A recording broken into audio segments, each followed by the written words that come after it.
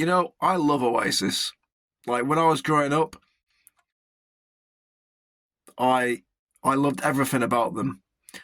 Noel Gallagher, I feel like I just have a connection to Noel Gallagher because of his songwriting and the way he talks, and I just always wanted to be Noel Gallagher. Our kid's round at my house one night, and he opens the fridge, and there's a bottle of champagne in it with a fork in, and he said, "What have you got a fork in the bottle of champagne for?" And I said, "Well, it keeps it fresh." Does it? I said, "Yeah, it keeps it fresh." And he went, "I'm not having it." And I said, "That champagne is 2 days old. Still fizzy." He's like, "No way, that's amazing." About a week later, I went round to his house. He had a fork in a pint of milk. And then Liam is like, I don't really relate to Liam as much, but Noel wouldn't have been anything without Liam, because Liam brought his songs to life.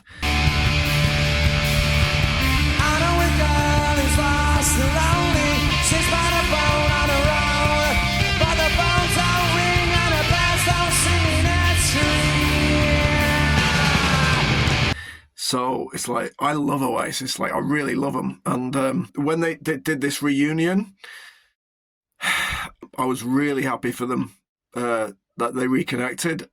And I really was glad that everyone enjoyed it, because, I like to see people enjoying themselves. But the thing is, right, there is one problem that we've got with Oasis right now, right? Is that they're not speaking out. They're not speaking out about what's going on. And that is what rock and roll is all about. Is speaking out, innit? And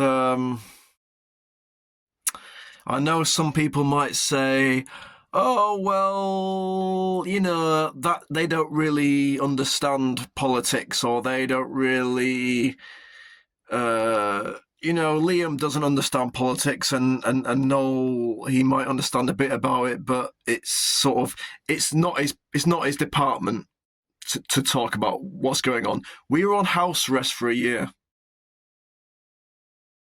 right? And now they're bringing in digital ID. It's basically like the whole thing about rock and roll was supposed to be like speaking out against authority, and so now we've gone. It's like it doesn't. It's like, I was happy for Oasis doing that tour, but if they do another tour next year, I'm like, it's just like, ugh. It's like it's not quite right. Because I remember when Oasis were like in 1993 and 1994 or whatever, they didn't give a fuck, because they were just those lads from Burnage or whatever, and they were just like, they just said whatever was on their mind. Now I don't think they do. But as John Lydon once said, and I tell this to the kids, deny nothing. What is the point of denying anything? Somebody asks us a question, we'll give them an answer. We're the most honest band on the planet. We're not pop stars, we're lads, right? We're males. We're in a band, we're into football, we're into taking drugs and meeting women and all the rest of it, right? And we won't deny anything that's been written about us. Why should we? They want to write about it, fine. Our music will stand the test of time. That is a fact, right? All this media hype and all this thing about us being this, that and the other, right, will be dead in a year's time. Everyone will forget about it. The records that we make will be in the shops forever. And it's as simple as that. I think Liam kind of says what's on his mind, but I don't think he really thinks about current events. And I think Noel must have an understanding of what's going on. But imagine being in Noel's position when you're a multimillionaire and you're hanging around with all those people in the top sort of echelons of society. You can't speak out, and that's the problem, because they're not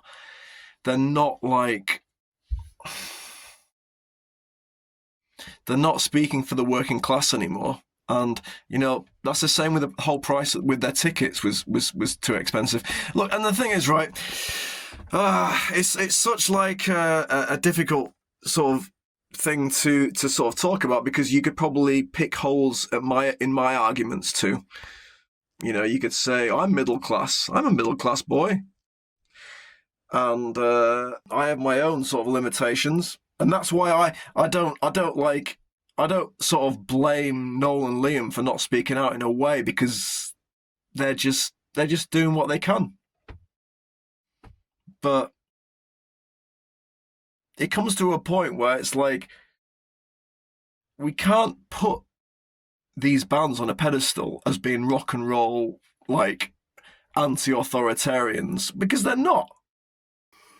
Actually, Ian Brown, who is similar to Oasis in that the Stone Roses were a big band like Oasis, Ian Brown actually did put out a protest song called Little Seed, Big Tree. Masonic lockdown in your hometown. Masonic lockdown. Can you hear me now?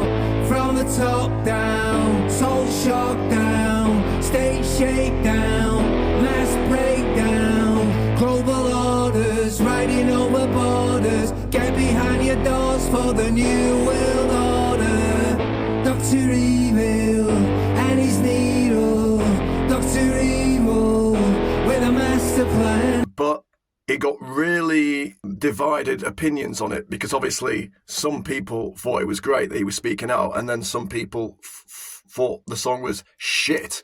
And like, if you look at like the comments underneath the song, there's loads of people like calling the song shit, and like almost like they're triggered by it, because he's basically, it's an anti-lockdown song. And also there's no music video that goes with Little Seed, Big Tree, and he hasn't really said much in the public eye about it. It's almost like he put it out with no music video, and then he kind of just didn't want to talk about it again. And I don't blame him, because imagine being that famous, and it's like, it's kind of scary to have such a huge reach in terms of your fan base, and then be sort of doing a song that divides opinion like that. I thought Ian Brown was a legend for doing that, but you can see then why Oasis are not speaking out, because of the way that people have reacted to Ian Brown. Because Oasis's fan base is so big, they don't want to piss people off. That's just a shame, isn't it? And then you've got probably my favourite American band, Bright Eyes. They're not as popular as Oasis, but I'd say that like Bright Eyes and the songwriter Conor Oberst, their lyrics are a lot better.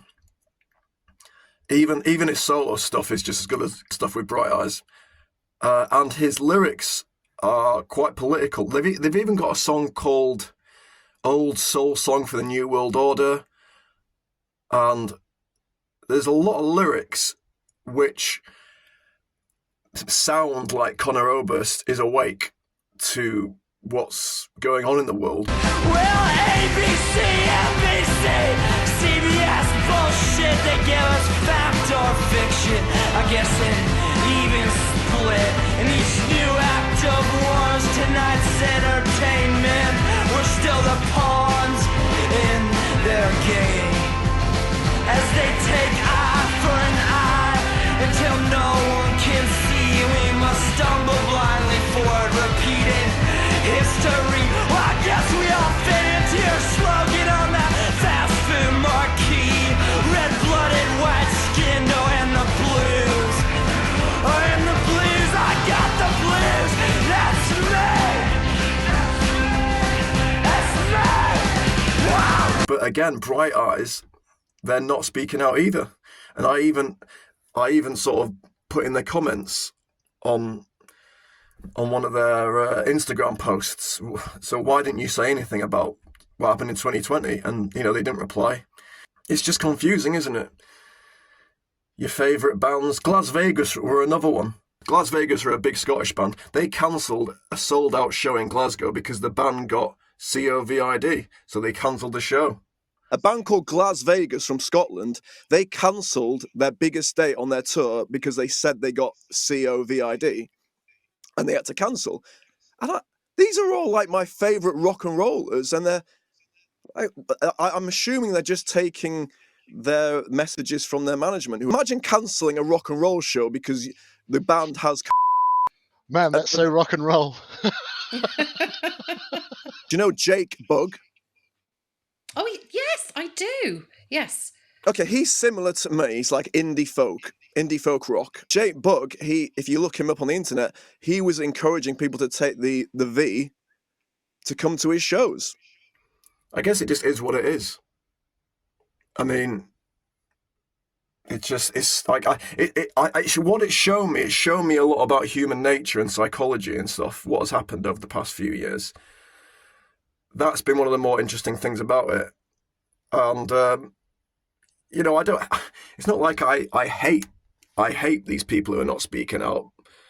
You know, I still love their music, but it's like it's just shown me that they're just humans. And you know, I'm just human too, and I have my own flaws and biases and whatever.